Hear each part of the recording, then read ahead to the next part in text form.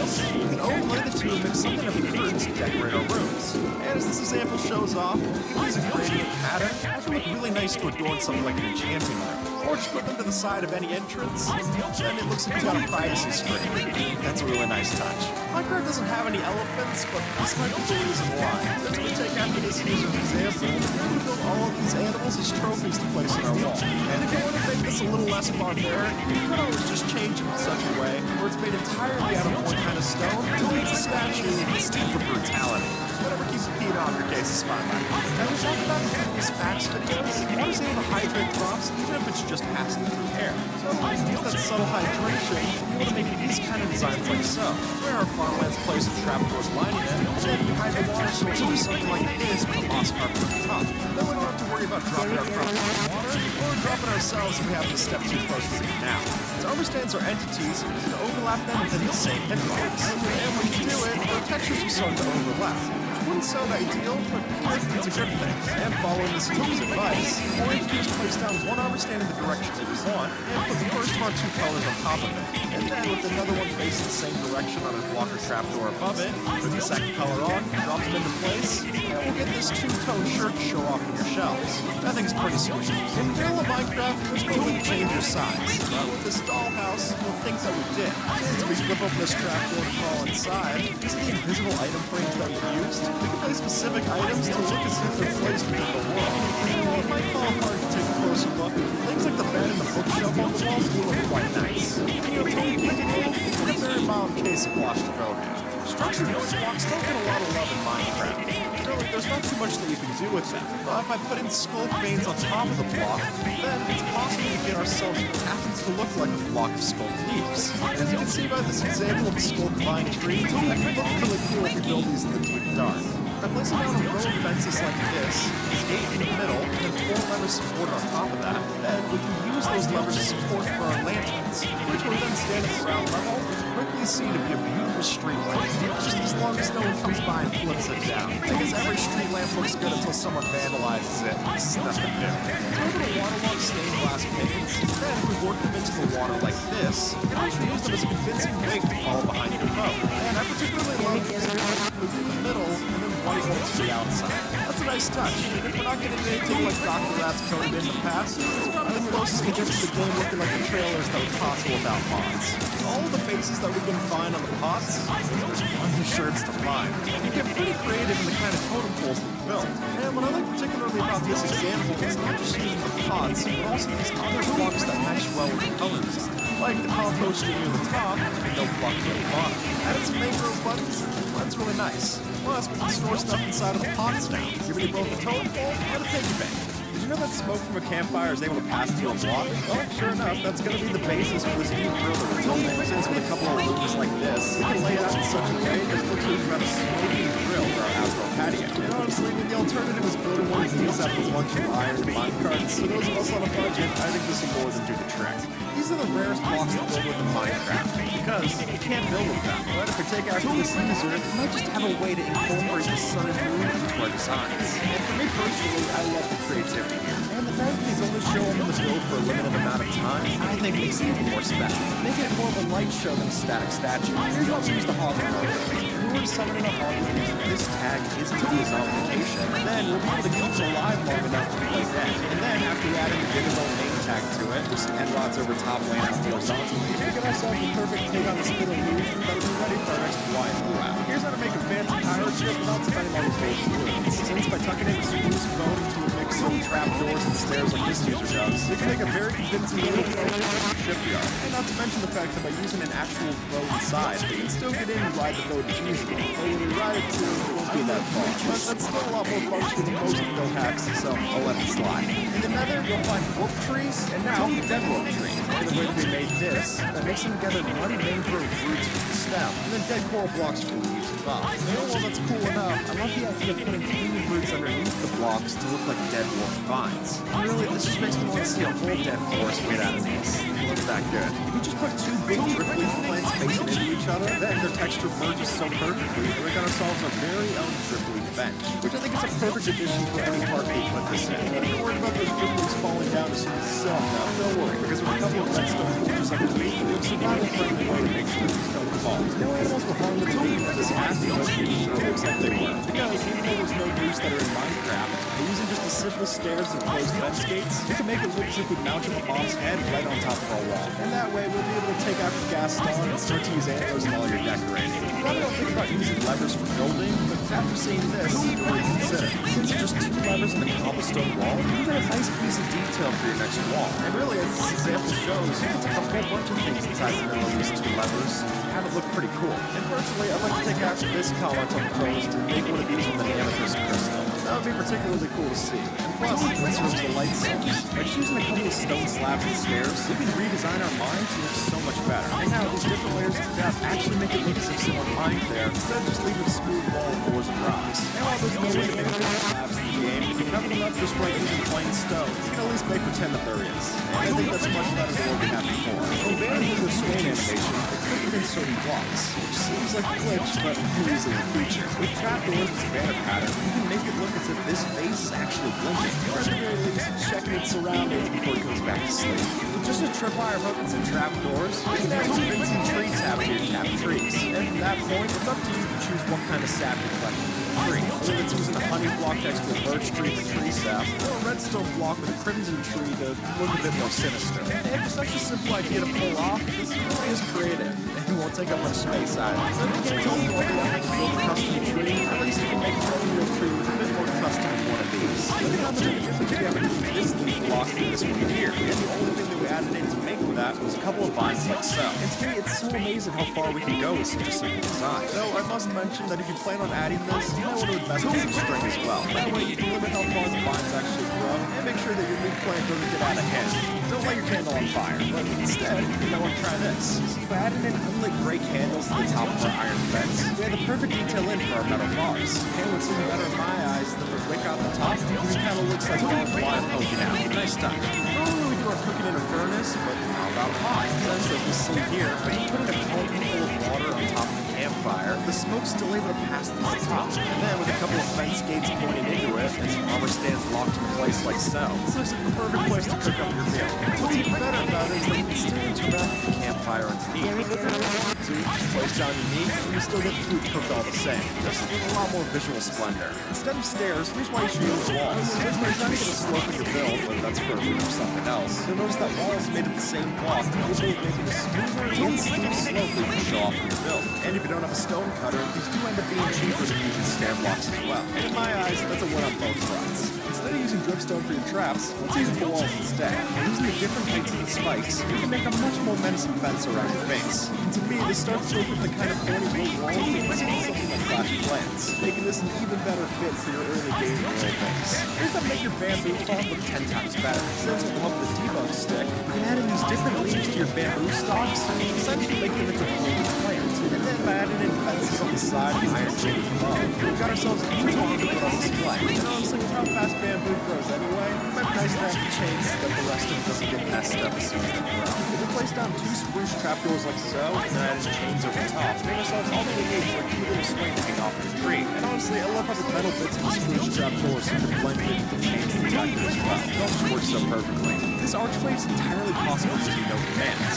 And the reason for that is because rails don't break on trapdoors when you put them down. So we can make this design without using any structure boards or barrier blocks. Just have a rail here, and the 2 ends point up to it, and then break the center so that they'll stay in place. It really is that easy. With a mix of carpet and wool blocks, we can lay out the perfect rug to have ourselves a picnic. And then by using pressure plates for the, well, plates, we can really make this look as if it's lifted. And for my money, the best part of this whole facade is using this frame to add in a little shovel for a spoon. That's just perfect. We place a trapdoor next to a slab. Notice the hitboxes lay out in such a way that a trapdoor almost looks like a half slab in some way, or a quarter slab, I guess. And with that logic, we place our spruce trapdoors next to our spruce half slabs to get an extra gradual way to detail our builds. And one that from a distance, I hope really sells the illusion that we're going for. We added gears to Minecraft, so whatever we added in back gears that used to be in the game. And now, with a mix of copper stairs, we can create a number of different gear designs like this. And folks, there's so much variation here. You can use more stairs for a jagged one like this, or use less of them for one with more rounded edges. And whichever ones you choose, it's going to work well to make your industrial base industrial. Here's how you can use your grindstone to keep chip.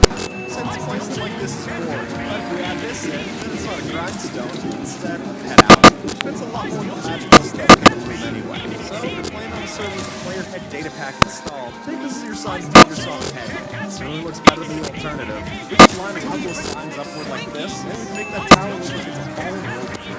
And while it might look silly from some angles, I think if you're looking at it dead on, this would definitely do the trick to the door.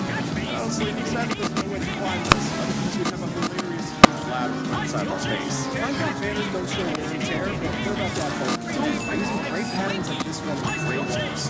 We can make it look as if the banners performed during a battle, which will help us tell the story of a more desperate part of the castle. And since we can use even more muted colors for the dye, we can add those in and make it look as if the banner's fading with age. That art digital trees are known to fall over. Java, not so much. So I guess that's our job. But we don't have to be worried about it. And by wood blocks instead of logs, we can build ourselves a custom tree like this that seems to have toppled over in forest, which I think is a great thing to have. Let's say you have some kind of lumberjack shack nearby. So for the cherry on top, we'll place a bee nest off to the side here. And it really looks like one top of it. Walls and fences don't match with a neck like this. And if we were to use a debug stick, we can fix that easily. And then, if we really take the time, we get a much cleaner looking pattern. But I figured based on what I didn't mention, this does take a lot of time with debug sticks. So, for your afternoon, this is an ice block, and these are icicles. Or rather, blue glass paints that we're going to make look like icicles. Finished by dyeing some glass light blue and painting them underneath the bridge like so. You see that from a distance? It's worked perfectly with the icicles that developed underneath the overhang, especially when the light blue matches the color of the ice so perfectly. It's a nice touch for sure. Not just item frames, but instead use these signs. Since unlike those item frames, these aren't going to lag out the game here as much. And by using different kinds of ASCII art like this user does here, it can still be quite effective. And plus, we still have room to type up the actual label in case people can't decipher your abstract art. And for my money, I'd say this is a lot more creative than just putting the leather in between some sticks and doing it that way. Better yet, you can even dye the sign. Offering a full variety than you may be expecting. How do we make this wheelbarrow in vanilla? Well, the answer is expensive to do. So understand our enchantment table for the right height. You can add in a netherite chest plate for the wheels, and add in a minecart on top of the barrel. And finally, a unscaped finish off the handles. But again, expensive, so totally please be creative. Do you know those hay bale half slabs? Well, kind of. Because if you get a bar villager like this, one can tuck it underneath the slab or stair, it's possible that the hat on top actually blends in with the hay bale texture, which is but if you have a villager breeder, I think it's more than worth a shot. Because as we all know, nothing comes cheaper than villager labor. Just make sure you don't look too close at a time, and thanks for help. These tanks might not be intimidating, but sure is cool. And we built it all in vanilla. Since I'm mixing together anvils for the wheels and trapdoors for the supports, we then have all we need to tuck a boat on top and a lightning rod for the run, and make this into a perfect mini tank replica. Just don't expect to go anywhere very fast. With all the brilliant sacks of gray dye, we can make our signs look like they're screwed down to the wall. All we need to use is this Unicode symbol called the bullet point with that convincing round shape, which if we then type our text in the middle of the sign, it's going to look a lot more important. And it should really fun to pay attention to the message. So long as you don't die. How do we get this fish inside of the wall? Well, so as you may see, the answer is actually pretty cheap. All we have to do is waterlog the chest, item frame with the map, and then place a glass block over top. And if we follow the steps just like this user lays out, we'll be able to get our own tropical fish inside of our blue glass aquarium. Or rather, should I say a fish bowl. At this point, it's pretty small, but I think that adds to the charm, and it's definitely worth building in your next base. By taking brick stairs and alternating them with a pattern like so, we have it in just a way where it looks like there's a brick missing from each of these steps. And I think that's just perfect. And not only is this a little funny thing to put in the world, it's not when mixed into a wall like this example, it actually adds some convincing depth. And when you zoom out, it really leaves some people wondering how you actually built it. And it's true of all the great buildings. With glowing item frames, you can make lights without using any red stuff. Like this example, using a mix of glowing item frames and regular item frames for a traffic light. And this could work with either the invisible variant, or you can have the item frames visible in the survival. And honestly, this could work even better with fully colored maps of green, yellow, and red, but it's really a lot more expensive to place the 16,300 uniform blocks needed instead of just the one block in an item frame. With a couple doors like this and trapdoors placed horizontally, we're able to overlap these to top of our armor stand and get ourselves a very own functional wardrobe. And while the armor that you place inside might be expensive, I guarantee you that the wood used to build this wardrobe is nothing like that, giving you at worst a cool build, and at best, it might even help hide some of that armor in case you need it. Without the custom player pets, we have just what we need to make ourselves a replica of a Mars rover. And by using one of them as a camera up top, this really does sell the illusion. And I think if you were to tuck one of these inside your next base biome, and that'd be all you need to turn that red desert into a red planet, which is a lot cheaper than spending billions on a rocket to try and get there. Trust me. This might not look like a hot tub, but just wait. Since it's possible for campfires to get smoke with one block thick floor, we can place them underneath this, use the smokestack to stand in the steam from the water. And the good news is that if you get too close to the heat of the campfires underneath, the water on top can still cool you off and catch a blaze. Just a handful of wooden planks, we craft together the pressure plates necessary to line the top of our fences and add a cool little railing to our build, which in my eyes is such a simple solution that I'm amazed that I never thought of it. But after seeing this user's post, it's definitely something I'm going to add into all my builds. Don't put these wooden pressure plates next to the fences in your animal farm. Otherwise, all you're going to hear is clicking noises. That doesn't seem like as good of an idea. Well, the wood might not seem like they go together, but like this, they actually do. By just mixing in the roots mangrove roots with the mud, we get the muddy mangrove roots that we need for a transition block. And that'll help us to blend in the trees that generate our mangrove swamp. Better than what we spawn naturally. If you look closely, you'll notice that some Minecraft textures you don't expect to work together do it just perfectly. And such is the case when you put the target block next to the quartz pillar texture. Since they both have these evenly spaced lines that blend together nicely, and they can give you some cool opportunities to use these for. Not just for a target range, but maybe it's a way to mark a pillar for a secret as well. Or maybe it's for cheating, which is up to you. Place two glass panes on the line like so, and makes for a convincing base for a modern looking table. And what I love most about this example is that this user used the lack of a texture to apply the T shape on the legs of the table. Very clever. Here's how to make your table look expensive without actually spending that much. So if you just 4 stairs facing each other like this, you can line the top of the trap doors. There you go. Perfect table design without having to use any kind of complicated building. And up there, you scatter around the 2 chairs. It's already perfect enough to put on display. Personally, I'd rather use birch trap doors instead of the oak ones that this user did, since those will blend better with the sandstone that we're using anyway. Instead of placing your food in an item frame, place it on a rack. Or rather, place it on an invisible item frame on top of that rack, which in turn gives us this really cool effect of trying out our fish after we caught them, which is a bit of extra effort, but it looks a lot better than just placing them inside of the barrel after you catch them. So I'd say it's a trade-off. Here's how you can make your staircase look even better than it does with no extra cost. If you've got a 2-wide staircase like this, just crank the one on the edge inward, and there you go. That's the barrier railing, which is a cheap way to make your staircase look even better. And honestly, it'll even look fine if it's just boarded like this, which will also make it cheaper. Here's how to build the wither without actually building the wither. Since you take after this user, mix together the right number of stairs and slabs, then we can carve out the perfect wither shape texture.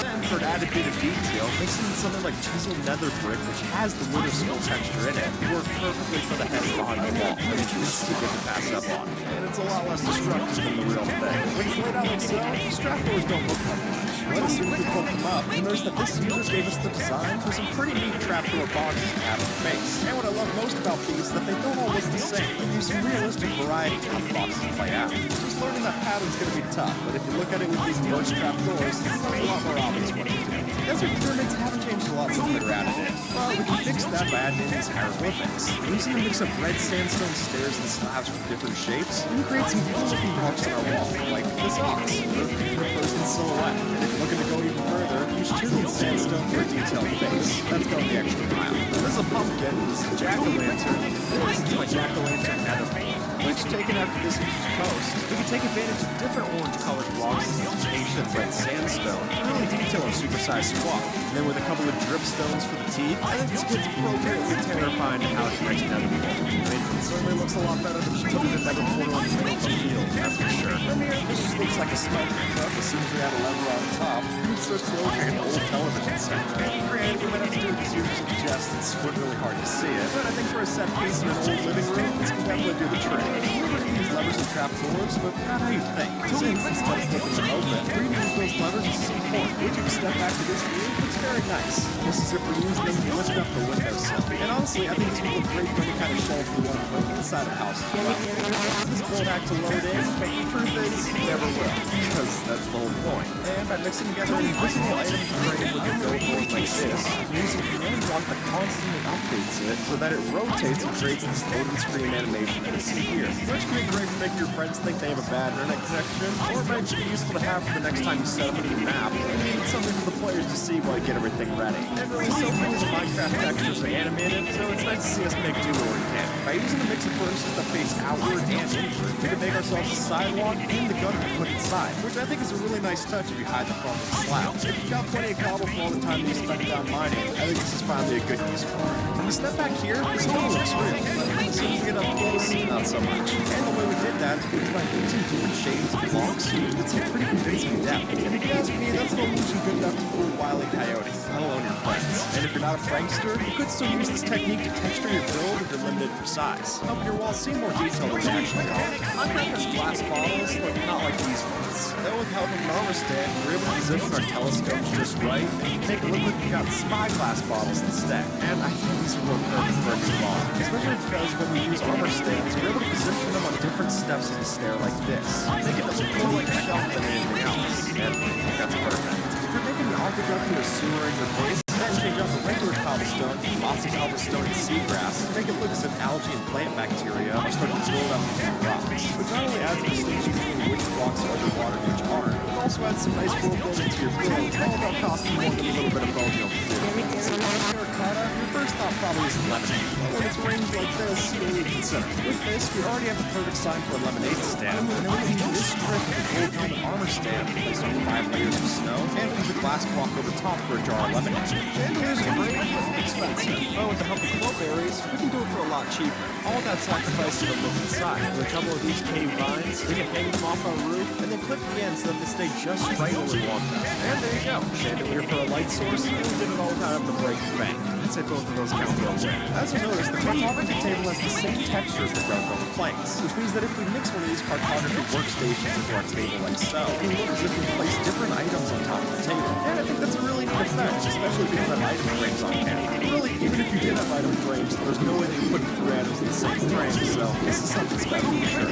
Water sources are helpful and ugly, but this should do the job well enough. It's so well, I don't know if that was clear. And here, it looks like just one block of water, but when pulled from the inside, it was refilled with the water sources that we made on the stairs from the side, letting it look minimalistic without minimizing the function. This is not an anymore, but for distance, it might trick you. And up close, it's still a pretty funny conversation starting to have. But just using these sculpt blocks, we have a texture that matches the void that we see out the end. So if we wanted a 3x3 grid with a couple of endstone blocks and eyes of ender, you might have a perfect artificial piece to put on display in your next museum. By just adding a few trapdoors around a grass block, you get the perfect situation to add chains and a hanging garden box. And the best part is that you can make this any size you need it to be, which works great for your berry bushes, your flowers, or you can even attach flower pots like so for a smaller footprint. It's a lot better on your wall than just having some grass block floating there in the air. As Iron Pixel shows off, the red color that you built wood, you permanently built yourself an airplane. And this example more than proves that. And then with some grindstones for the landing gear underneath, we have just what we need to put ourselves a mine cart up top and ride around in our newfound biplane. Though ride around is a funny way of saying it. Really just ride this place. But as the original time-lapse shows, that looks pretty convincing after a while, especially when the clouds move in the background. Since the trapdoors we get from the nether don't burn, we can use a crazy trapdoor like this to make a really nice furnace design. And if you wanted to, you could even flip open that trapdoor, tossing your ancient debris to get it actually smelted, since that would burn a lot of the time inside. Scaffolding is great quality, but it doesn't look much like actual scaffolding, so instead we would use campfires. Simply extinguish our campfires and add in ladders and trapdoors like this. It will still be functional scaffolding, but it's a lot more believable to the actual thing. And at this point, this is the kind of scaffolding that you wouldn't mind leaving up after you finish the build. It looks that good. Campfires are great for smoke, but they don't offer a lot of that. So, actually the dead core. By using these spaced out like so, it can make some pretty convincing clouds of smoke. And I think they look a lot more like smoke than the kind of cobwebs that we're used to. And better yet, you can even mix together the different kinds of coal to have different gradients to the smoke cloud. There's so much to do, but it's really just up to you to experiment with it. And if you're looking to take your chimney up to the next level, I think you'd be hard-pressed to find something that works better than this. Stop building your chimneys like this. Instead, do it like this. Since by adding in just a wall of stone pressure plate, the smoke can still pass through the top, and it lights your campfire design a lot more realistic. This carpet's really difficult to fun look. It's more advanced, especially since every vehicle has a recent updates. So we need the spares that we get for this extra fancy carpet design. side. Place your shoulder boxes facing inward, and you have it be the same colors that you would for a traditional carpet, making it an easy switch if you already have the parts. Getting mobs to cooperate for your builds is not an easy concept, but with the help of a cleverly placed stone brick wall here, then we can set up our display in such a way that when we push in our glass blocks using the pistons, then even a mob as dangerous as a creep will be kept in place. Granted, it will be stuck trying to bounce up and down to get over that fence, but that's a small price to pay when the alternative is exploding and the whole build goes up in smoke. I meant for this one. Whenever you build a farm, you're bound to have these little patches of water that are hanging around. And unfortunately, those break up the farmland texture. But instead, if you don't build slabs like this, you can waterlog them to hide that water, and still hydrate all the crops around. And then, if you're looking for something even more to do with that slab, you can add on a stair fill like this with a jack-o'-lantern's face, and you got yourself a light source as well. You can solve two problems with one solution. If we take a villager into a minecart like this, his cat will still poke through the floor. So with enough slabs and a shepherd villager, we can make our very own moving Roomba that rides around your floor. And the funniest thing about this is that the villager can still pick up things like wood, carrots, and potatoes. So it'll help you clean up the food scraps after 5 seconds. You're gonna have to zoom in to see this one, but it's kind of the point. Since by typing a button inside of an invisible item frame like this, we get the perfect amount of texture and detail to make ourselves Windows crawling under our block.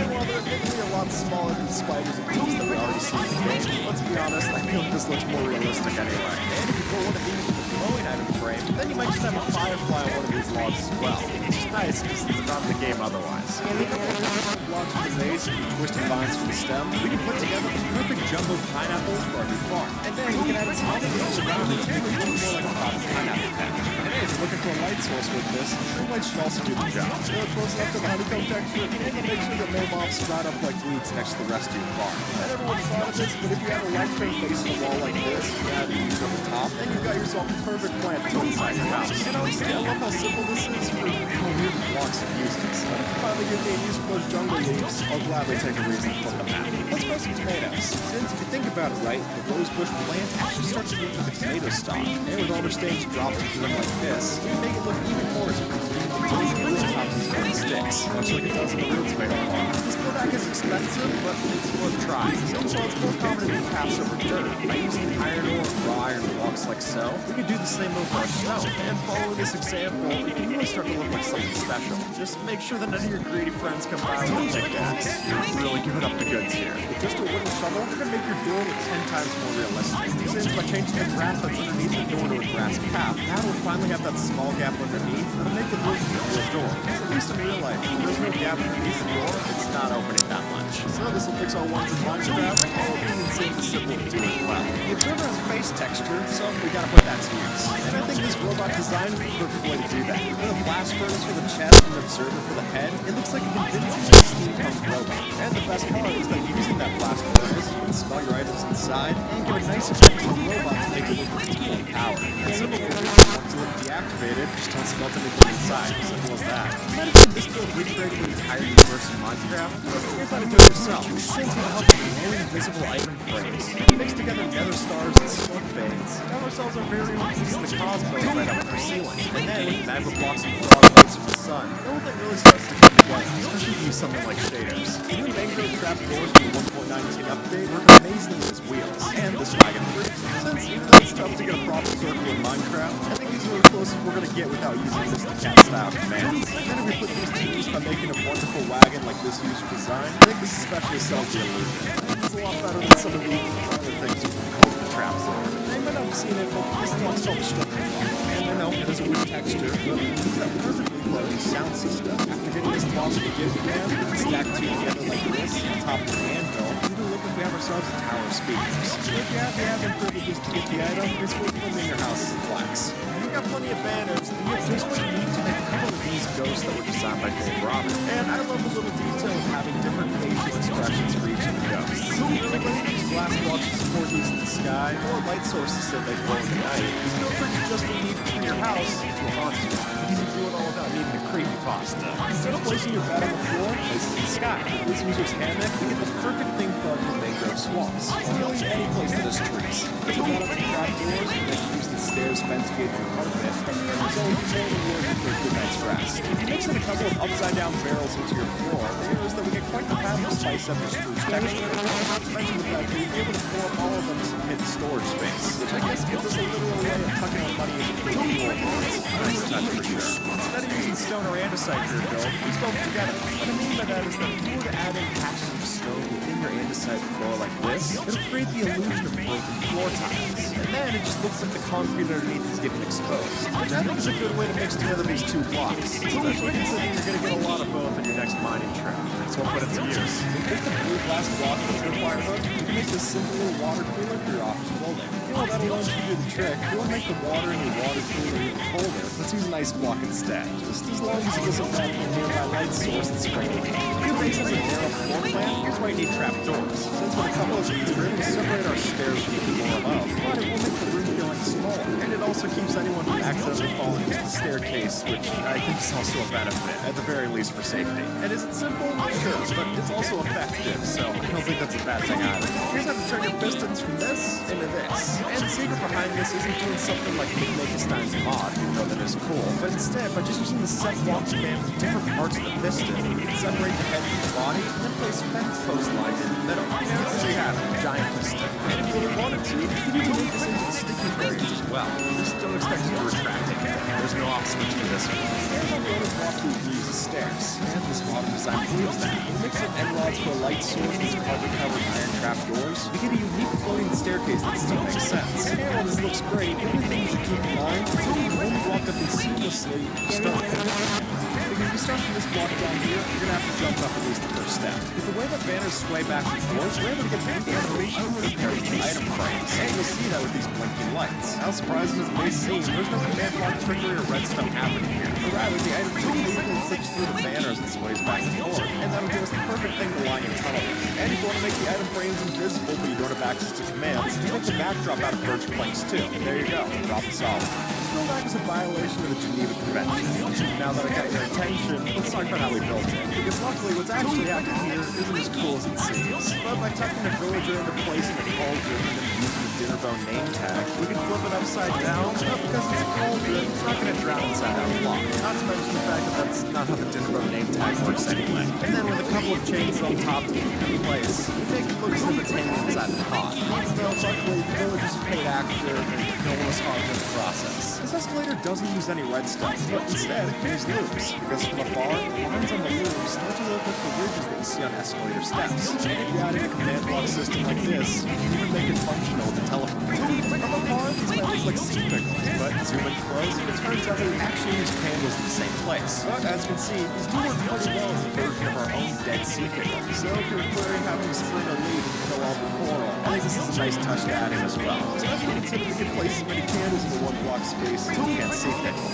It's just too perfect to pass up on. If we fill in the gaps in our wall with a brick wall block, then those brick walls make it look as if the wall got damaged and the facade starting to fade off, which I think is a great touch. Not only does it add literal depth to the build, but it also adds depth that tells more of a story, which is a lot to accomplish with just a couple of bricks in the wall, so I think this is a pretty good deal. Here's how to make a cool table. Since we're able to overlap carpet with signs, all we need to do is add green carpet to lay over an open spruce sign, and that'll make it look like a pool cue when you look at it from the top of the field. Here's what I've got to say is much better than this old design using grass blocks and signs around the edges. By just mixing a couple of crimson planks into the inside of the trapdoor rail like so, we can make it look like we have our very own grave stomping bear, which is not only useful for your next farm, but it might come in handy if you need any graves at your next lemonade stand. And honestly, for how cheap this is to build, I don't see any reason not to put this next to your next vineyard. I mean, it's at least easier to come by than purple plants you can use. I think that's a definite plus. This is a melon, and this is a rock melon. Or it looks like that. Because by mixing together part of our main growth roots, you get the perfect block to look like a rock melon. And then if you take after this user and use wither rose here instead, then it'll also look like the decayed stem from the original melon plant, which would be a perfect way to add some new world buildings using farm.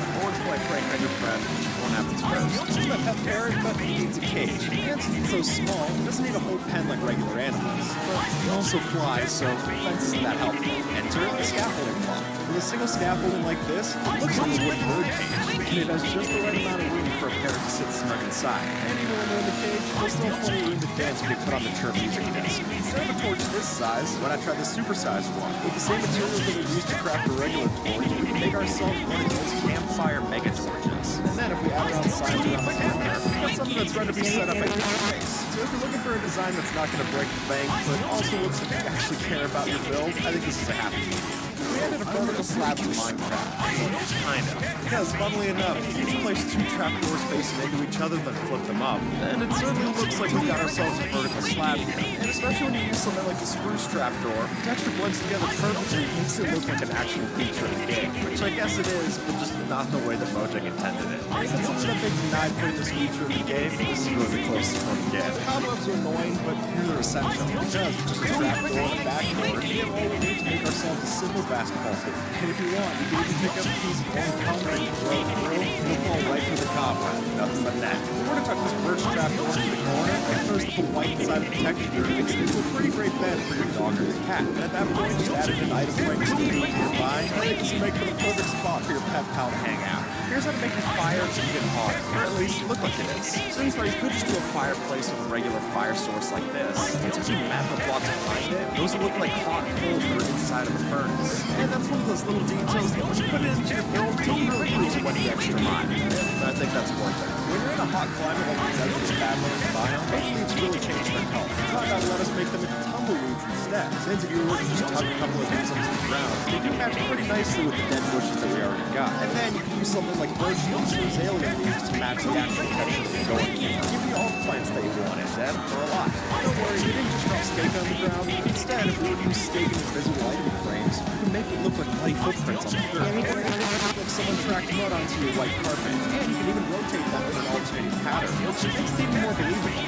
If you can't see the lights here, it's kind of a point. Since if we place these carpet layers in such a way on top of strings, then you can use that to hide the lighting from the top. And there you go, the light gray carpet matches the stone texture pretty well. And that way you don't have to see a distracting block of glowstone that takes away from the rest of the build. So if you're looking for a subtle way to keep monsters from spawning, I'd say this technique's worth a try. Since hanging roots can be waterlogged, we can buy pink glass with waterlogged hanging roots. We can place these in the ocean to make our very own jellyfish. And when viewed from the right angle, so the direction of the roots makes it look as if the jellyfish is swimming, which I think is just adorable. If you're planting sugarcane next to your crops, it doesn't always blend well. If you mix some farming next to your farmland, that texture will blend into and certainly place it next to the water source. And that way we don't have that ugly dehydrated dirt look, distracting from what could have been a really pretty farm. In my eyes, I'm glad this fixes that. Don't go near this composter. Well, I warned you. With a sticky piston in the slab, we can add in an arm stand like this and pop up any mob we choose out of our composter. And then the real kicker is that if you fill in the compost with something like hay,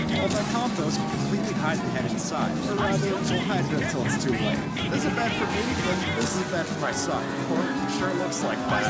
Yes, by using some sneaky armor stands like this, we can shrink down our regular items to a much more manageable size. And with just that, we'll have ourselves a child-sized bed and a child-sized chest to keep all their items. Just don't try to open it up, and the illusion will fall apart. We have built this out of mud, but these aren't mud blocks. Rather, by using brown mud blocks like this, you can mix it in as something of a smooth mud texture. And honestly, seeing this proof of concept, that smooth mud doesn't have to do with the rest of the textures. Because seeing this, it really does look nice. Here's how to make a working cyborg in Minecraft. Because we're tucking Elder Guardian in a place like this, its AI is just smart enough to follow you around with its eye, giving us the perfect amount of creepiness for this working robot. Overall, making this Elder Guardian feel a lot more like one of the Guardians from Zelda. We mixed together the cherry wood with the crimson stem, and when you place them all on top of something like an island, you'll notice we have a perfect thing to go together to create a really cool infected tree stem. Though I guess the only issue is that we couldn't build this in the actual nether, since this wood would still burn, but you know, it's a dead tree. This just makes it even better. Now I want to switch this over to a desert scene, since I want you to see just how well cherry leaves can actually work in this biome. Yeah, but just switching out your sandy floor for a couple of cherry leaves, you have the perfect thing for a really natural looking carpet. And best yet, some of the cherry leaves actually don't change the desert color, unlike regular leaves. I think you can see which one looks better. Now, one of the most versatile blocks that got added in this update is the new hanging sign. And while it's pretty costly, since you craft one of these, it's just the strip logs and 2 chains. You get some really cool looks out of this. Starting with, we just laid out some trapdoors like this, and the hanging sign underneath both of these legs. You get a perfect little picnic table. I think in a desert setting like this, the bamboo trapdoor one makes it particularly nice. Just, you know, make sure your friends can come by and clutch them up. It's not much of a pain, you'll really just take it out. And while it's impossible to place these hanging signs by themselves, all we have to do is link them up to something like a trapdoor, and it'll look a perfect thing for a railroad crossing. Now granted, it doesn't lift, so it's more of a railroad stopping. But because those hanging signs have collision, they actually give us a great way to make little railings for our bridges. I love that bamboo placement sound. And now here's a tip for creative. You control the mouse button to pick block, but copy the MD2 data, and you can place that whole row of these type in the actual message. Which is a great looking bridge, and one you can't fall off of. Both of those are appreciated. But what if we want to use our signs? Well, you know, signs. In that case, they actually work great mixing the hanging sign with the regular sign. All you have to do is place down 2 support blocks, your original sign on the bottom, and a hanging sign on the top. Give you 7 lines of space to put together your perfect message. This might be a little problem if you type something on the top. Now, we've shown this one back in the past, but actually this is an even better implementation of it. These hanging signs is really convincing fallen bridge. And with the way that the chains actually connect these up, they have this little box. I think this looks so much better than the sign design we've shown off in the past. But since I made this too small, it's a little bit more stopping from going over the bridge. Given the state the bridge is in, that might be the best. My actual personal favorite use of these hanging signs so far is we can do something like this you can do here. First, we're going to have to build up into the sky, and then with a couple of these iron trapdoors as fans, place blinking lights at the bottom, and finally add in our hanging sign with the face design of the choice. We got a little robot face. It's got a red dye, it's a lot more spectacular, which I would be angry too if someone came by and broke my buttons. Now, while it might be tough to track down the new armor trims, this doesn't mean that they're still not very easy to build. So if you manage to get your hand on some of the Vex ones, mix them together with our iron and like chest plates, it's some really cool looking designs. Now, what we want to do here is mix together the opposite color of each one. So, of course, with netherite and netherite with the iron. If we put it together, gives you a perfect little suit and tie. And I mean, the invite said black tie optional, so that means pants are optional too. We're not the only ones that armor trims look great on. Since we're going to dye a leather task pad, and add that together with the post ports. Then we step inside and put this on top of the armor stand. So we drop that into place on 2 layers of snow. Push it, walk in, and now we got a little book on our floor. And the real test to see if it works is to put other bookshelves around it. And even then, I still think it holds up. Plus, we didn't have to torture any librarians for just like we did in the past for the same effect. It's a point for humanity as well. And for another update of the old design we've done in the past, we're going to make an even better floating lantern than we've done before. And by taking a light to the center, adding some banners around the sides, and all we have to do is attach one of the signs underneath, and because we can aim these 45 degrees, you can add a little flag hanging down from our lantern. And at that point, you can add in as many or as few as you want.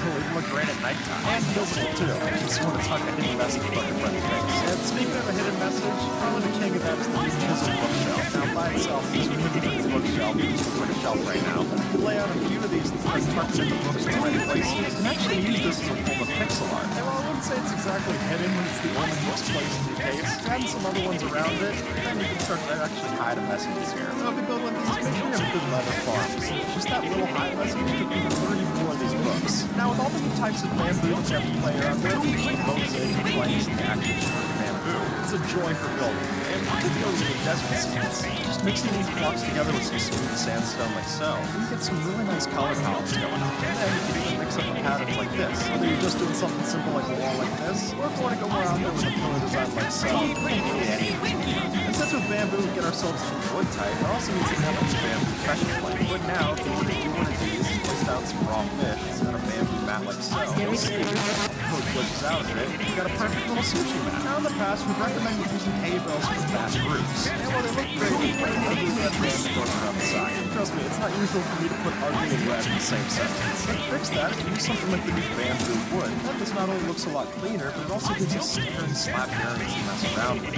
Plus, different variants from the mosaic and the regular bamboo type. And at that point, the patterns can get really fun to play around with. Even if one of them kind of looks like a straw hat. Now, when bamboo was first released, the first thing that many fans noticed was that it looks a lot like spaghetti, especially the mosaic block. So why don't we just embrace it? Since with an invisible item tray with a mosaic block like this, we can again put a heavy-weighted pressure plate over top, and we got ourselves some spaghetti noodles. Now, scaffolding can be an extremely useful block to use in your build, but useful and looking nice aren't always the same. Now, with these bamboo trap doors, we really take our scaffolding and make it into something that you're okay with giving up after the build. And plus, it'll still be functional. So even if your friend comes by and kicks out the bottom of the scaffolding, you'll still be safe on top of the actual bamboo. Now, because of the way the strip bamboo has its different directions, we have to do our street setting here and get ourselves some really cool looking paving to add to our road. Which I've got to say, at this point, I prefer over the path block. At least I'm able to ride a boat over these without getting stuck.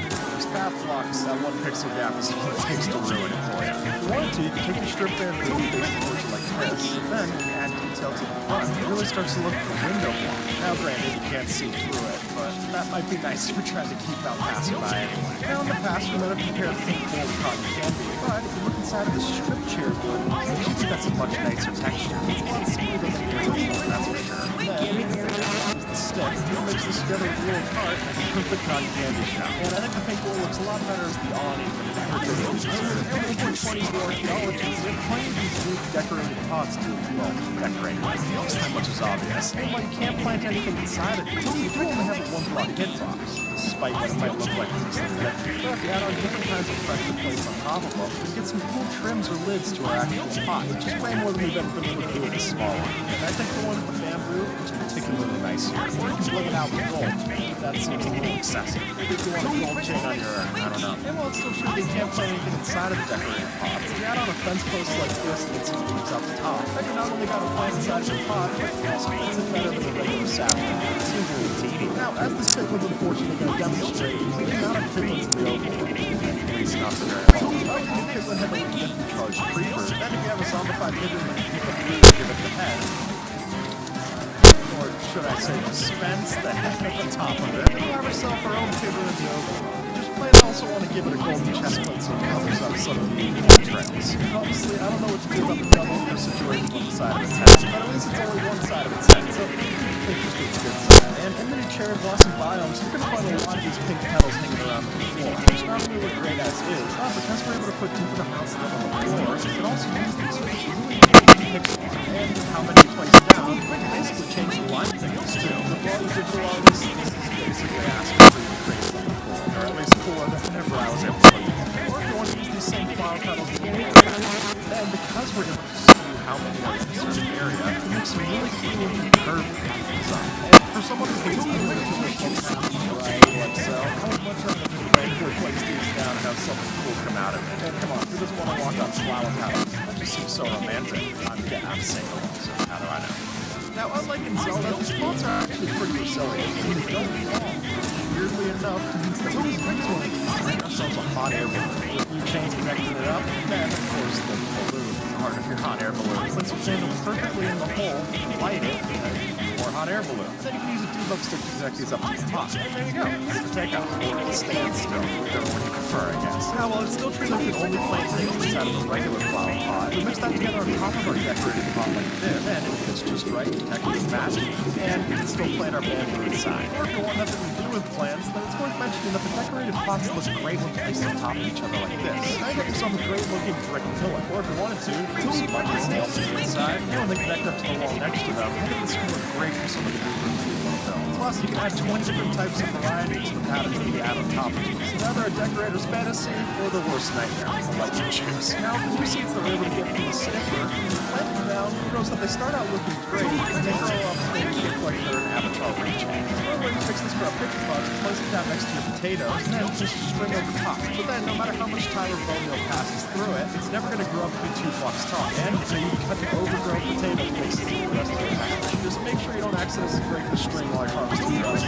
Now, there's so many interesting armor trims that I can barely scratching the surface here. So let's rattle through a few of my favorites. And the first of those would be that if you took some of these new shaper armor trims and pieced together with iron armor, then for the surprisingly high cost of free netherite, you could have yourself a perfect set of stormtrooper armor. And honestly, even without armor, I'm sure those good shots as regular stormtroopers anyway. And if you do the same steps with lapis lazuli, and instead shoot a snout trim on your chest plate, and just like that, you've also got yourself a set of Clone Wars armor. And we're not the only ones who can use the new armor trims, since if we go down here and summon in a few mobs that you can do, you'll notice that sure enough, you can also kit these out with different kind of armor trims as well, which might just be too costly to kit them in survival, but for map makers, this can make for some really cool super mobs. You take a set of red armor, and then add an eye trim to the helmet as well as the boots. You can then also add a tie trim to our leggings, and finally, a wild armor trim to our chest plate. Until sure enough, officially giving ourselves a full Iron Man treatment. I mean, come on, doesn't It just looks so cool. With the change to bamboo, we also now have a new kind of bamboo bow, or raft, I should say. And what makes this better than a regular bow is that if you were to place down enough snow layers like so, back it up beforehand, then we put the raft into place. So cover up the rest of it with carpet like this, that just sit in the raft. It looks like you're sitting on the carpet. Or in my case, it looks like I'm melting into the carpet. So maybe just don't know. We're also not the only ones who ride these things. Which means that if you get it just right, you can now use these bamboo rafts as new kinds of mom display case. The chicken's case, it doesn't seem like it likes it very much, so maybe it's more of a mom portrait table. I would sound prefer that bamboo. Now, while it might get confusing trying to figure out which one's the bamboo mosaic and which one's the bamboo planks, you're going to want to learn the difference. Since we put them together in a floor like this, it's going to be a really cool crisscross shape to the pattern. Okay, you should have a perfect little bamboo mat, or dance floor, I don't judge, it's a sign. And I'd like to say there's a use for the actual green bamboo as well. If you were to go over to the desert and mix this in with your regular cactus, now you can actually get a pretty convincing looking fake cactus here. And you can also plant little things on top of it, giving us cactus fruit. And at this point, I well prefer this over the competition. Sorry. Alright, the next one I was told was a surprise, so not yet still a surprise. But unfortunately for all of us, these bamboo blocks look a little too close to creating yellow wallpaper. And what I'll also mention is that you use some of the bamboo signs and those type of thing on top of them. Then with the horizontal lines that they have on top, it's really good events. Now I'm told that you're supposed to put them out of backwards. Oh, there you go. Now, I'm not normally someone who likes to go with a lot of birch in my builds, but with the advent of bamboo, you can actually mix the two of these together, where it looks like the birch is sort of a food version of the bamboo. At that point, it looks really nice. Just make sure that you get the pattern and balance down right. But that only covers the build X that we're able to do with blocks. D120 also added in new bombs, like the sniffer. Sorry, this is too good to pass up on. You got the little rascal of a tough goal here, which is more than Mojo's in such. Tough goals in the punch. But jokes aside, there actually is an use for the sniffer inside of this new update. You're just watching these be like, man, it's been playing created for some of these sniffers with no AI tag. Then you'll notice that you'll have this great bush texture to play around with. And the signature sniffer sticking out too. If you cover that up with another sniffer, you can start to layer these with some pretty cool looking bushes. And if you add this age tag like this, get a little baby sniffer as well, just for the tip. So you can place these a little bit too close to the floor. Yeah, we might have a dead bush instead of Now, archaeology is a huge part of this update. The brush itself is actually a pretty nice texture to play around with. So much so that if you were to get yourself an armor stand, give them something like the Villagers made a pack to get the armor to pose it right. Then we can give it a brush and some cobwebs, and essentially create our very own cleaning crew. Just don't expect them to work very fast. They're used to not doing much. Now, by itself, the new cherry saplings offer a lot of great pink blocks to play around with. You just might need to strip it down to its inside. But when you go to place down all these new pink blocks, you really just get something that looks like slime. Not the fun ones that get you a lot of views on YouTube. I'm talking about the ones that big chicken nuggets out of. In that case, I think you should use a couple of coarse blocks to bring it up like so. Using a little bit of white makes it together a lot nicer. I think this can really do wonders if you use it on the roof. Or if you go to like I did, it just looks like a strawberry milk carton. Plus, I don't know. Really, cherry wood isn't just good for our walls and roofs. You can also use it pretty well on your floor. What I like to do is just take the lighter colored pink blocks that we have and make it darker and darker as it goes out, giving it both a floor and a flower. I really like the sound effects of placing these, but I don't like the sound effects of walking over it as much. Putting it on that screen of the strip crimson logs, rubs through the wrong way. Well, maybe we're rubbing it the wrong way. I guess it's fair. And now that we got this great looking floor, we just gotta put something on top of it. Hide that great looking floor. And to do that, this is where the bed comes into your bedroom. Now, what I would do first here is lay down a couple of wood blocks for whatever sheets that you want, and then use a couple of snow blocks and snow layers for pillows and mattresses.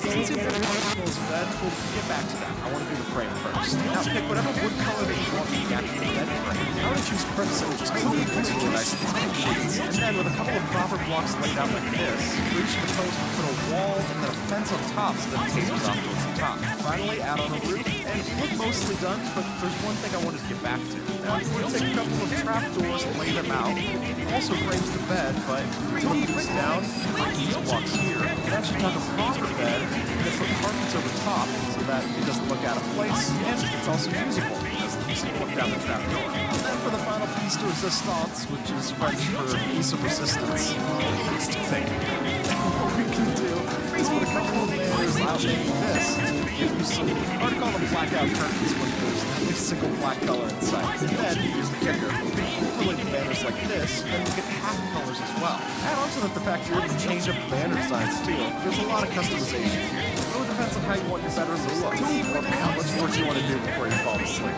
Just these are the two variables.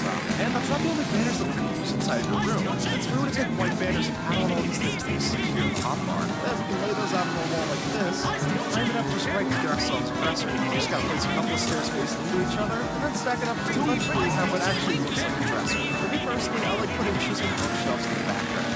That way, we not only have function with being able to store our cursive binding books, our most prized possession, but that also gives little sparks of color to the design as well. And then finally, we can add in a flower pot with cherry sapling like this, and that way you'll be ready to, well, I guess get ready. Last but not least, bedroom, this bookshelf desk like this. Now again, you can use regular bookshelves or chiseled bookshelves depending on how much crafting you want. I'm going to tuck those into the wall here, and then by using trap doors, we give ourselves both the desk and the housing over top of it. And then finally, for the drawers on our desk, place down a couple of strict cherry wood logs facing outwards. Then with an invisible item frame, a crimson slab, and a fence over all that mess, it looks like little drawers. And that's not the last we're going to use of that invisible item frame. Place it over the top of this trap door here, then we can add an actual book, and that way our bookshelf desk will be.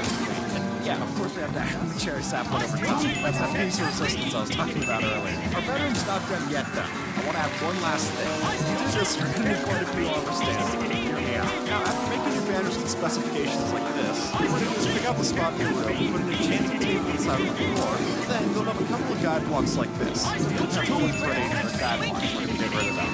The whole point that we're building up here is that we drop armor stands right into position. But before we can drop them into position, we've got to move them into position. So angle your armor stand like this, use your piston to push it back this way, and once again. And keep in mind when you do this, you have to break the piston and not the redstone block. Otherwise the piston just retracts and brings the armor stand back to step one. But once you've done that, you dock inside the corner, split the armor stand, and if you drop it to the corner, give us the first part legs for our plushing. Unfortunately for us, the phrase first means they have to do this 3 more times to get it all right. You'll eventually be able to push in a stair block like this with the same piston. And on your banner, it's got a cool face. Yeah, I really like how this looks. The reason that we're using wool block with these white armor stands is because if you use anything that isn't transparent, the armor stand will just turn black to color. Which, I don't know, maybe that's something you want to do. In this case, it makes it look like a panda, which I also think is cute. And then we move on to the rest of the greenhouse. Quartz isn't the only block that works well with cherry wood.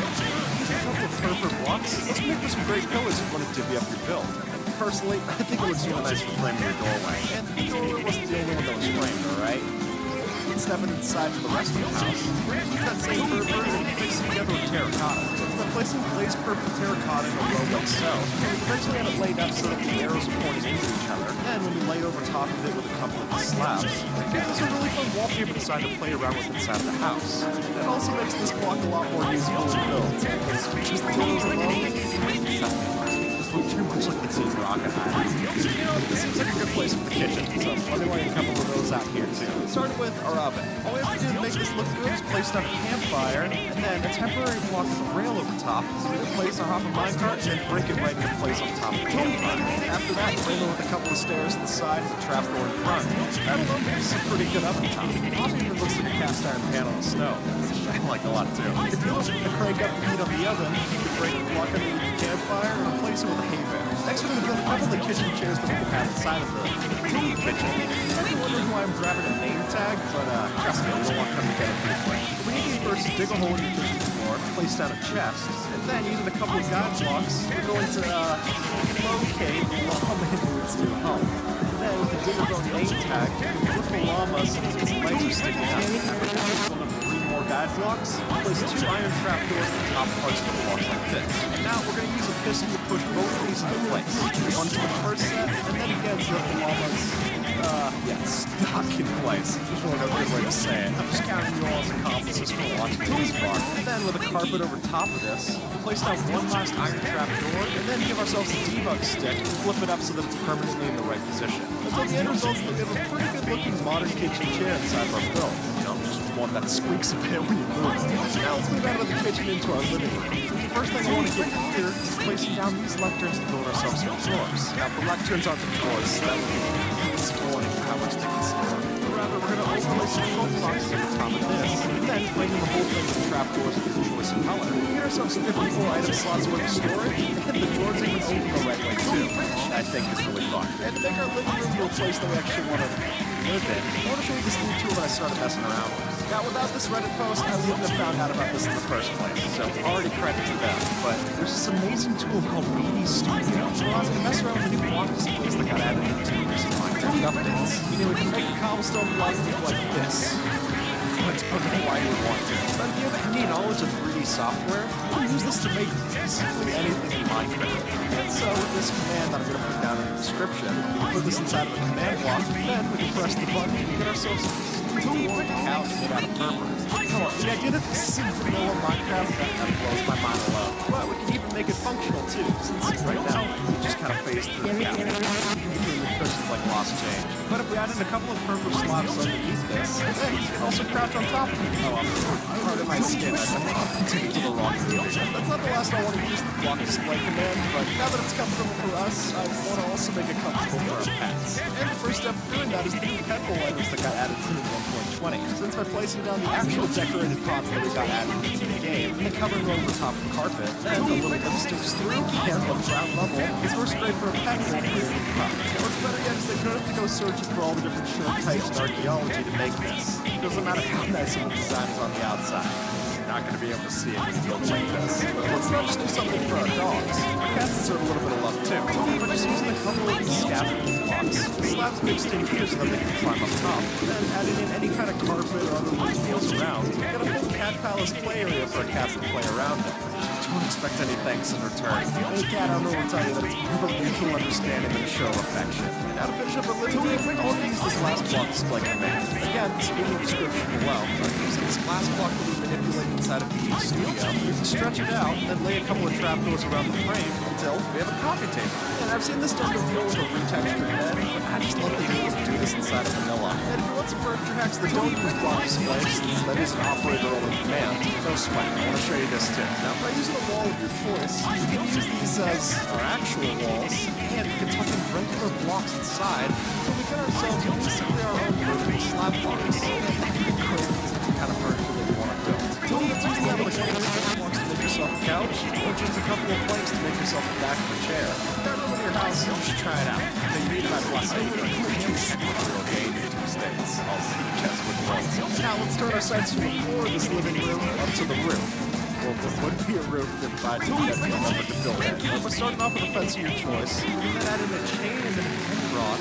Then one more fence to build the base of the chandelier. Now we connected that fence with a couple of fence gates like this until eventually get this crisscross shape. And then with a couple of fences laid in the corners, we can overlay the fence gates with trapdoors and then place some of those panels on top of the fence posts. Bam, a working chandelier. And well, that's not too expensive for the blocks that we built with. I mean, end rods are obviously like game, but you can also use a copper lighting rod here if you wanted to. I think that connects up pretty nicely as well. If you really just to put a light up your building, that kind of floating chandelier, since without a roof, it's not really supported per se. And with just 2 stair blocks facing in like this, you place down the dragon egg and a quartz pillar block like this, and we have ourselves a table like this. Or if you don't want to use the dragon egg for obvious reasons, and to make a lava lamp, all you gotta do is put a couple of flower pots on top of each other, and then a cactus in the bottom of the flower pot. And so we've got the little bubbles floating through the liquid. And now I want to take us outside, so we're going to light up out here as well. First, we place down a wall with 3 fence posts coming up on top of it, outline the sides with trapdoors, and then put them down so it connects right. You can add in a sea lantern, 2 more of these fence posts, and then trapdoors and slabs on top. So the two results that we've got a pretty cool looking lamp post. These even look like the ones that are outside of the actual home that we just go to. We've talked about a lot of pink so far, but I've been neglecting all the pink pictures too. And while I've shown this off for pixel art in the past, I think this might be my favorite application so far. Now, we can place these pink petals into the 2 individual corners of the block, and then stack them up like candles until there's 4 flowers inside the block. And with that, you get some really nice curved edges until eventually you have yourself a perfect looking part right next to your build. So if you already placed your Minecraft fence next to that special someone, I guess this is the next step. But at this point, I don't know what's harder to find. Cherry blossom bio or your girlfriend. It is both dependent on how much Minecraft you play. Moving on. That's not the only fun. That's not the last thing I want to do with cherry petals. So it's the cherry leaves that we're able to get for cherry sapling. We can mix these together with our pink petals. Great looking gradient from pink to green. It's just beautiful just on the pink side. Because to be the boss of this example, that's also something that would work in every biome that you placed it in. And the same is true with azalea leaves, which we're going to use for our new flower bushes. Obviously, there's a case for just using the flowering azalea leaves for this, but since you have some bookshelves, like I know, it sounds weird falling out, and then overlay our leaves on top of that, the way it works, the leaves actually cover all of that plank texture, and we're just seeing the sparks of color that come through, making it look like flowers sticking in a bush. Just worry about placing flowers inside of this bush. You can also put them on the outside too. Since with invisible item frames and sunflowers rotated like this, you can also get some external flowers as well. We're just a little limited on color for these ones. Fortunately, all the other flowers that you place inside of the item frame don't look nearly as in place as the sunflowers do. I hope you like yellow. And if you don't, then you can always take these azalea bushes and mix those into the floor with a couple of grass blocks and moss blocks, and that'll basically give you a flower patch to play around with outside of the plants. And then for some of our extra flowers on top of this, take a spore blossom. You can't place it upside down or right side up depending on what part of the flower you want to use. It has to be supported underneath something. But even just seeing the flower inside of an invisible item frame or armor stand could be something like the really big statement pack. It's some really nice looking flowers to decorate the rest of your flower patch. You can put it on top of the lily pad of the armor stand. Just have a pond flower, which just might be a pain to do all the commands here. Even sped up, this is going to look terrible in footage. Okay, I want to show you why you shouldn't place your enchanting table inside of your enchanting house. Instead, you should try it out on the surface. It's after laying out the basic parts of the enchanting room, like your bookshelves and your enchanting table, that we can take after what Big Gardener did here and use a mix of stone slabs and stairs for the pedestal, what's soon to be our owl statue.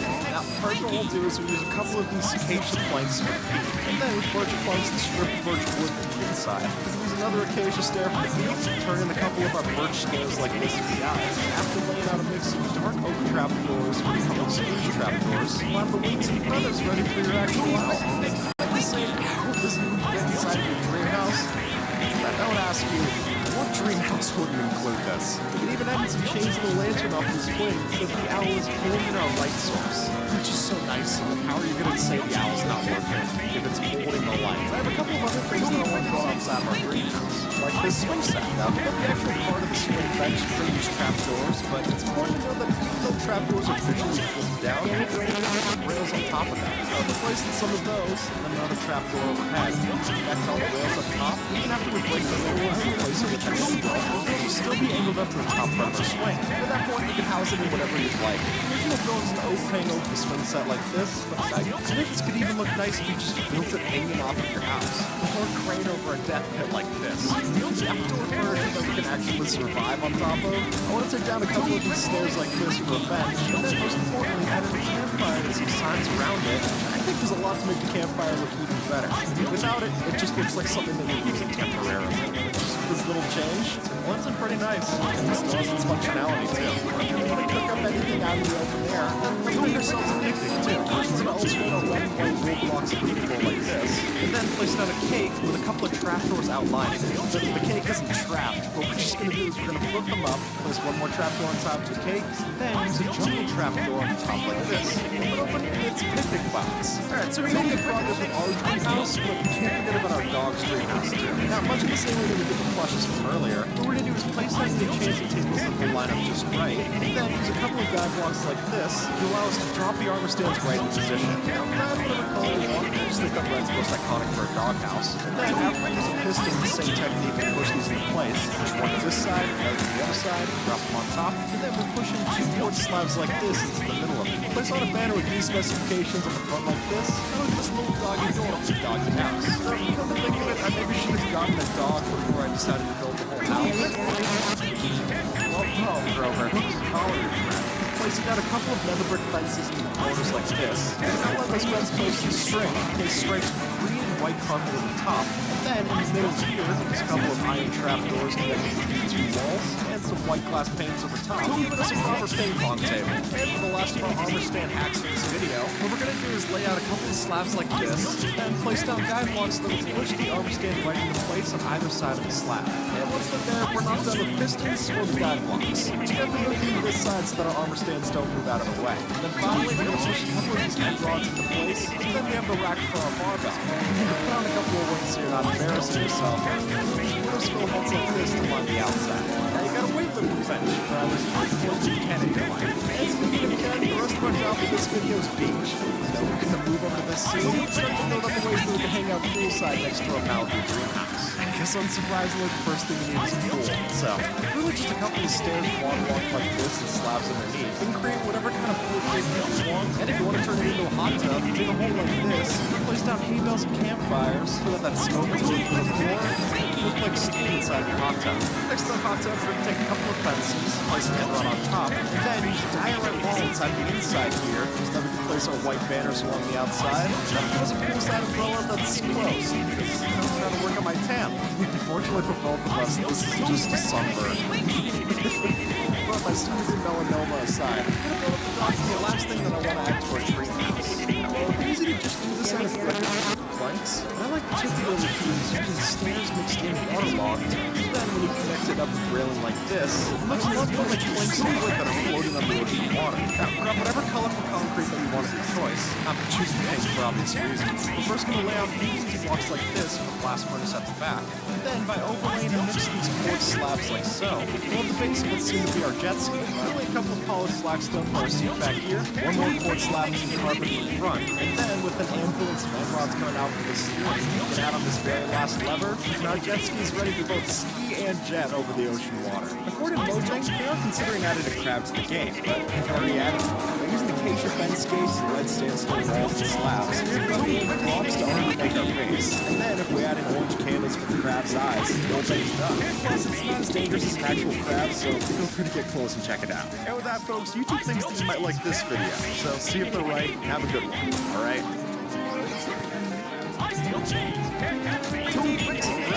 Like this. As you'll notice, by using a waterlogged stair instead of a water source block, you get a few benefits. Namely, you can't accidentally create obsidian since the water doesn't flow out of the back of the stair. And even though this has been marked in the bug tracker, it's been open for years, so I'm not that worried about it getting patched soon, if at all. Nobody likes waiting. Whether it's waiting in line, waiting for files to download, or video to buffer, nobody likes the time wasting, which largely makes nether portals a pain to deal with. In survival mode, not only do you have to wait for the whole sickness animation to play out, but you've also got to let this entire other dimension load on the other side. It's not exactly smooth.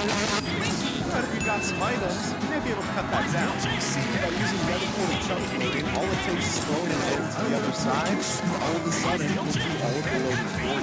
So going forward, maybe take the time to hit the Q key. Might just save you some down the road. Ending cramming is an often forgotten rule of Minecraft. For those who don't know, the idea is that if you get more than a set amount of mobs in this one-by-one spot, then the game's going to apply steady damage until that number drops below the threshold. Well, unless you're doing some insane brooding on your cows and sheep, most of us can't even brush up against this. Though it could be surprisingly useful, particularly for minecarts. In this example, we've got a whole bunch of copper minecarts that can fully squish the nether star out of the way. I'm being serious, even one of the biggest bosses of the game can get hopelessly crushed by the limitation. Proving that sometimes the greatest weapon is just you don't have guidelines. Minecraft staircases should be straightforward, but to show in the past, there are plenty of weird staircases that we like to use in our worlds. And this is no different. It might look like a random mix of blocks and food stuff. It's actually the fastest walkable staircase in the game. The truth is that the way that these hitboxes are laid out is just so that you can stand in the middle and climb these staircases seamlessly. I'm sure a proper spiral staircase would look much nicer. If you want this fantasy climbing to your mountain, it's hard to do. Horses aren't that popular for travel, which is fair because they're quick to have class-like games. But they might still have one thing going for them. See, in the bedrock version, we're able to place blocks under us and speed works like so. But what's better still is that this even works on horseback. Aim with the right speed, you can speed with a horse, which is wild to see. And even if it isn't as practical as an electric boost, you gotta admit that this is a lot of fun to mess around with. But if you're looking to bring your items across the board, you just grab a pack mule and do the trick like so. Here's why you should break your end portal. See, by using this trick, you can smash the end portal frames and turn our portal into a fully functioning duplication machine. And really, this isn't just for sand, they're working for any gravity-affected block. So if you need a bunch of concrete powder, gravel, or whatever, this works quite well. Just make sure you have a collection system on the other end. Otherwise, it'll be a mess when you go through. TNT duplication machines are a great thing, but they are a glitch, meaning that eventually Mojang plans to improve them. And when that happens, it's going to be a lot harder to explode things in the open. But there might just be a new avenue to future-proof like big banging bombs. While lack of legitimate sandfalls makes it tough to get renewable TNT, these bomb makers are a different story. Yeah, thanks to Google Barter and Witch Farms, they're far more quick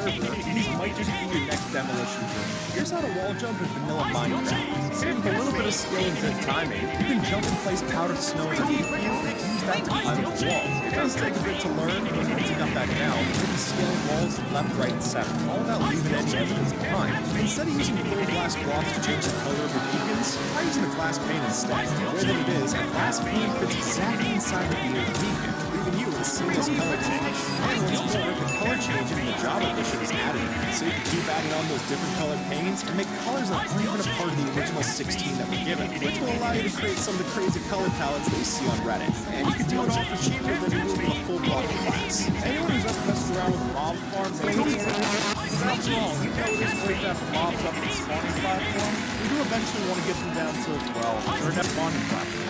So if we're willing to get the hands, arms, skinny legs, this big thing inside the vehicle at all times, this is definitely the way you can make your mob farms look better. When you're idling at a farm in Minecraft, there's not a lot to do. I mean, most of us would just go off and do something away from the screen, but if that's out of the question for you, you'll have to find some other way to be productive. Now to start, get out of the book. Yeah, no, this isn't to take notes or anything. That book's actually our project. See, the way that Minecraft scrolls through different pages is actually possible in some weird way to make quick animations in the game. Is it limited? Sure. Remember, we made Star Wars ASCII art, so the possibility is pretty high. So if you're going to be killing the time anyway, you might as well make yourself a bag of focus. Redstone timers can be a bit complex to build. We're all sure there are comparably simpler options like hopper blocks and such. If you're really looking to make a no-brainer redstone block, this is the channel. As you see, our solution here is gravity and a violation of the Geneva Convention. Having a bomb stand on top of some turtle legs, there's a set amount of time before they crack. So given that, there is a theory that you could pull some kind of timer using turtle legs. Is it immoral? I guess it doesn't seem the nicest, but if you're really looking for a timer that's light on redstone, it's going to do the trick. So maybe just keep this behind closed doors and don't let your visitors know how the sausage gets made, alright? Stop using fireworks for your light show. Instead, a dolphin. No joke, if we take out this user's example, all we have to do is attach a lead to a dolphin, start swimming in the ocean, and then suppose we let us move the dolphin's great parking effect, we go straight from swimming and head up into launching into the sky. And well, that's ridiculous enough on its own. It's funny to realize that we're not the only one that takes flight. So make sure that you and your dolphin can be landed somewhere safe. Shields are a very useful tool. But once you're holding one of these, squeeze the last thing on your mind. Though, the Bedrock Edition might have an interesting feature. Like here, when your friend holds the shield, you can punch them multiple times and still get the knockback skill, which has led some of the community to discover a technique like this. Here, we can alternate shield usage between the two players and essentially create a ladder of sorts. No joke, you can even use this to jump 6 blocks high in some cases. And not to mention that using this properly can also help you secure horizontal distances as well, making these shields a lot better material than any of us thought. This composter doesn't look like much, but it's actually my base. Don't believe me? Here, I'll show you. If you just step inside and throw an item right into place, the in-hover minecart will trigger and cause this redstone machine to push us right into place. And bam, hidden entrance. And while it's hard to notice what's happening from above, this Reddit user's post makes the mechanics a lot more obvious. Just make sure you place this in a village where it makes sense for there to be a composter. Otherwise, this hidden base could just stick out like a sore thumb. Anyone who's ever put together a sweet berry bush farm, you see, you gotta keep the foxes away. But if you're thinking of a system like this, you can actually use that mechanic to our benefit. Didn't you know that as soon as that sweet berry bush is ready to harvest, that hungry fox is scouted out, it is ready to back down into your hopper minecart. Which is great and all, but it just makes me wish that sweet berries were actual better field service. Because when they're just as sweet berries good at food, I don't think it's gonna be the foxes doing this one. I use a ladder. Use a door. As it may seem, all it takes is placing the door in a 2-block hole like so. We can flip it back and forth to climb ourselves out the hole. Though why you'd be carrying a door instead of blocks seems unlikely. But this might still be a perfect setup for any kind of escape room concept in the future. I think we've all known that one person who learns how to MLG water bucket and then uses it non-stop. Like, I get it, it's a practical skill, and I don't understand using it to get down from a 4-block drop. It's alright, if we're both fed up with it, why don't we teach them a little lesson? The question we'll have to solve is, how do you stop water? Because really, unless you're in the nether, there are not many ways to stop water. Unless we take an upper step by using this upside-down step. Tap slash to waterlogged, try and land, it'll create a bucket. Don't pray on the clutch sake. Leaving you victorious, and them totally confused by what just happened.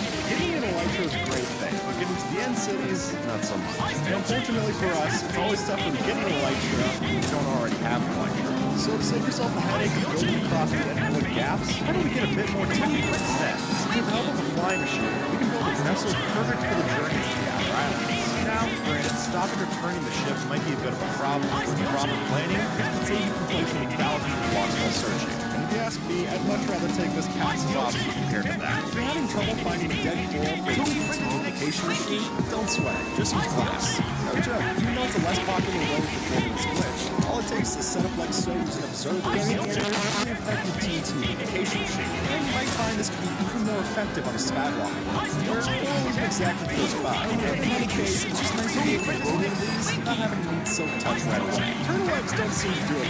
Like any baby, these things are quite a liability until they grow up. But that might just be our biggest asset. Since these eggs crack under the simplest bit of pressure, we can make an extremely easy trap. Just sneak one of these little guys under a thick carpet, and then, as soon as any zombie or ne'er-do-well comes by, they'll be met with quite a surprise.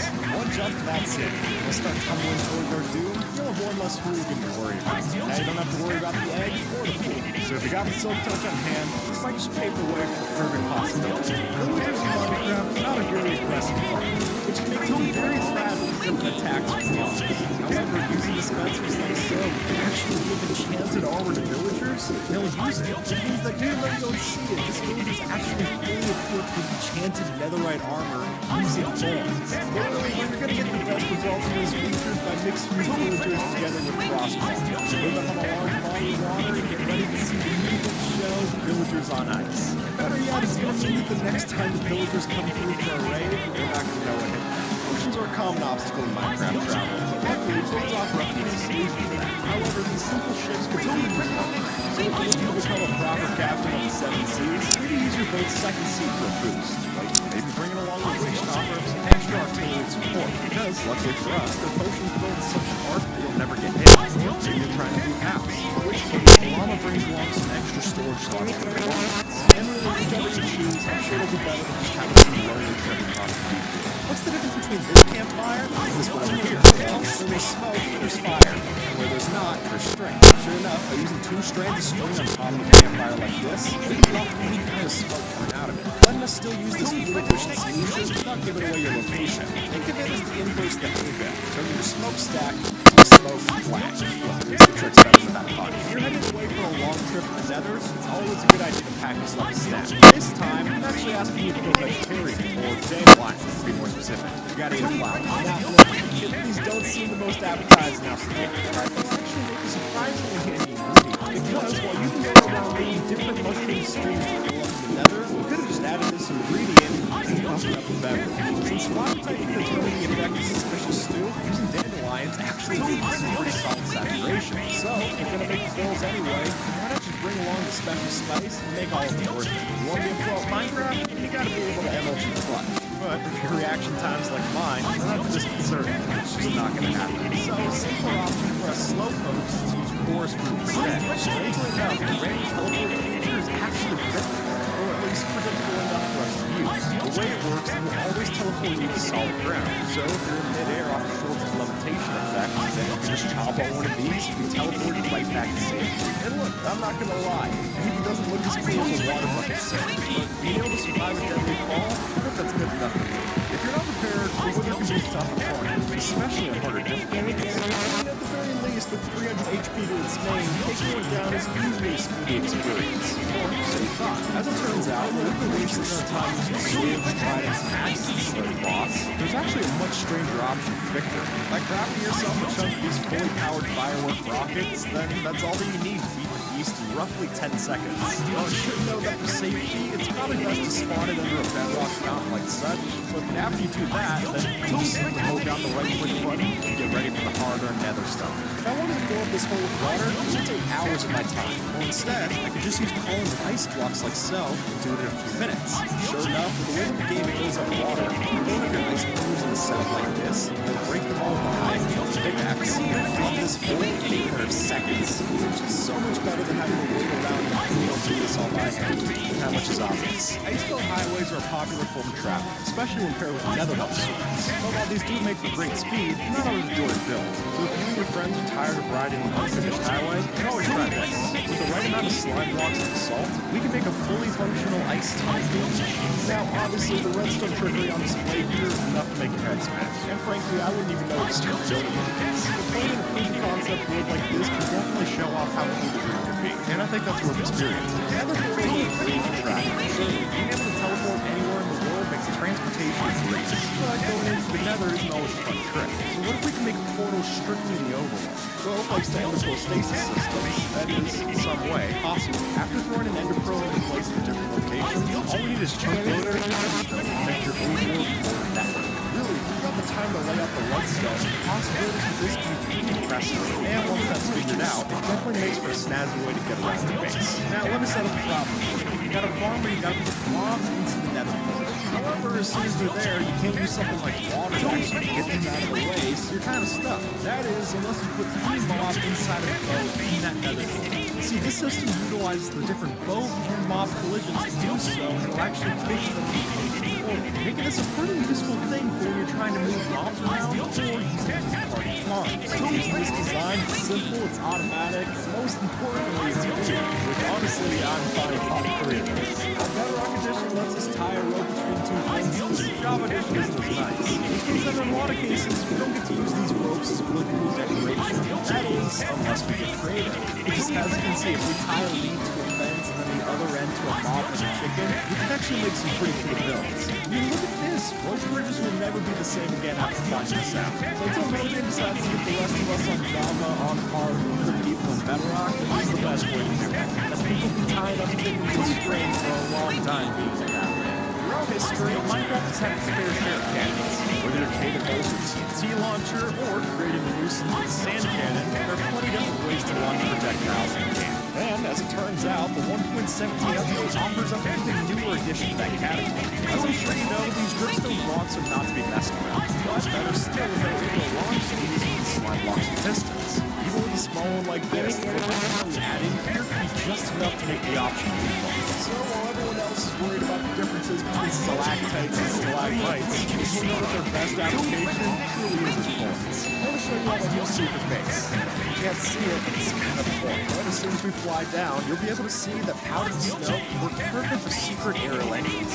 Since we can fly through powdered snow without losing our speed in the elytra. But as you notice from this example, the light can still shine through the powdered snow, so make sure not to do this at night. Or you can at least light up the rest of the mountain so it's not as obvious. This is a high-speed sorting system, and this is how we use waterlogged sea pickles to make it function. Now, as you'll notice, the unique hitbox, specifically 2 sea pickles placed like so, allows for a water source block to align the items perfectly along the ice block. Meaning that we can still use the ice and water streams for a high-efficiency system, not worried about any kind of item traffic jam. And you can see from this comparison, this system would not work without these 2 sea pickles, which seems a lot more useful than just smelting them into slime dye. Minecarts are a quintessential bit of Minecraft transportation. While we've all tried to build a roller coaster in the past, I doubt they've looked anything like this. So that might have been our mistake, since as you can see, these new methods can get some crazy speed. For some reason, a curved track like so allows the carts to rocket along the path, while the non-powered version trails off at a certain point. This Goldilocks option offers both speed and longevity. So if you're trying to build an extra system for your underground subway, maybe give this thing a go going forward. One of the key parts of speedrunning is a quick ender direct cut. I mean, how are you going to reach the top of the leaderboard if you can't 1 second this way? But while most of us think that beds are the fastest way to beat the baddie, it's actually a much stranger option.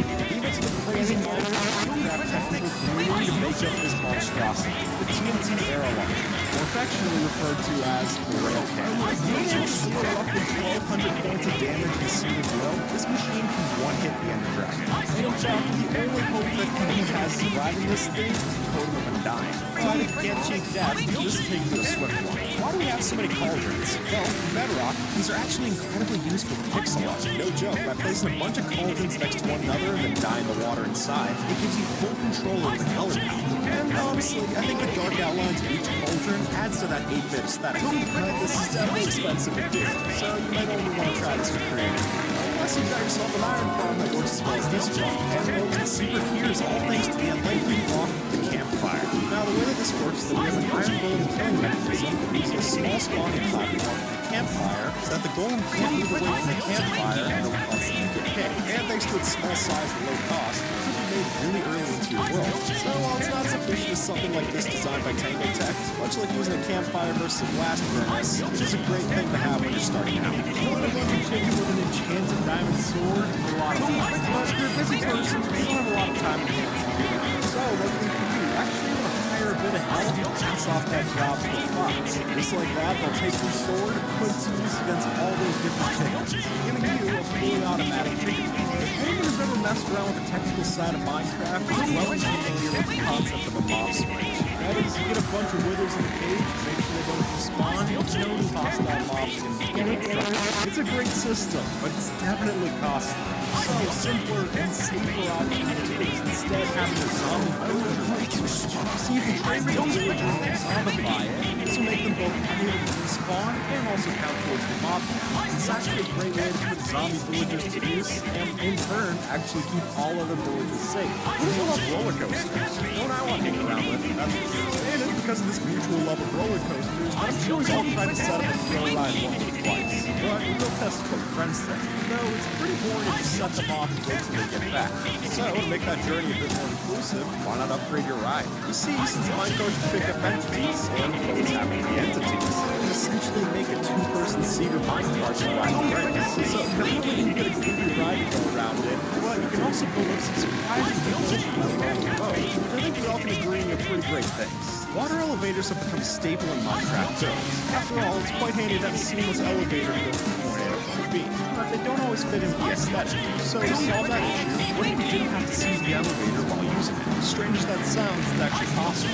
Using honey blocks like so, your box is just small enough to let us ride the water elevator, not actually enter the other street. So if we put something like item frames and map on the outside, we get an invisible elevator, all without sacrificing our building's look. And sometimes you don't have the heart to say something to someone's face. That doesn't have to keep you from sending a message. By just waxing particular parts of the top of the wall, that will guarantee that eventually you're going to get the message. Which really could lead to some pretty innovative prank ideas. I'm sure that your brain's already